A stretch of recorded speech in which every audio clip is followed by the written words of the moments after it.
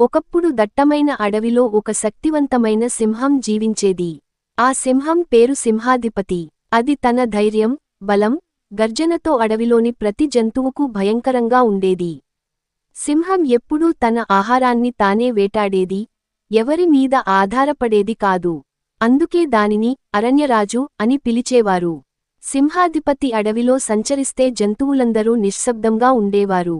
చిన్న జంతువులు పొదల్లో దాక్కోనేవి, పెద్ద జంతువులు దాని దారిలో తారసపడకుండా జాగ్రత్తపడేవి. కాని ఆ సింహం నిరపరాధ జంతువులపై దాడి చేయదు.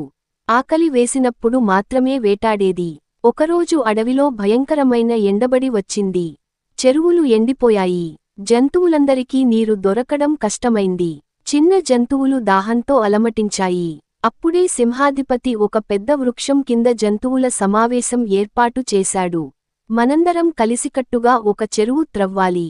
అలా చేస్తే మనకు, మన సంతతికి నీరు దొరుకుతుంది అని చెప్పాడు. మొదట జంతువులు ఆశ్చర్యపోయాయి.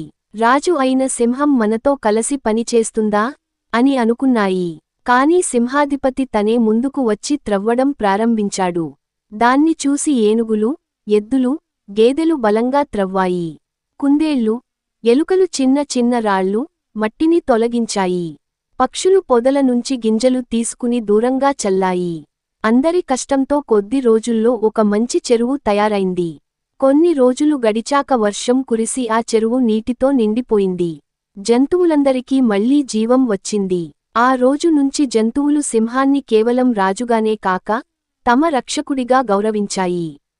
ఒకసారి కొన్ని వేటగాళ్లు అడవిలోకి వచ్చి జంతువులను పట్టుకునేందుకు ప్రయత్నించారు. జంతువులు భయపడి పారిపోయాయి. అప్పుడు సింహాధిపతి గర్జించి వేటగాళ్లపై దాడి చేశాడు. వారు ప్రాణభయంతో అక్కడి నుంచి పారిపోయారు. సింహం ధైర్యానికి జంతువులందరూ కృతజ్ఞతలు చెప్పారు.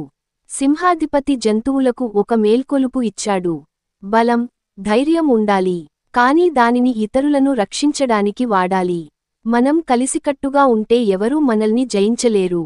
అలా సింహం అడవికి నిజమైన నాయకుడిగా నిలిచింది.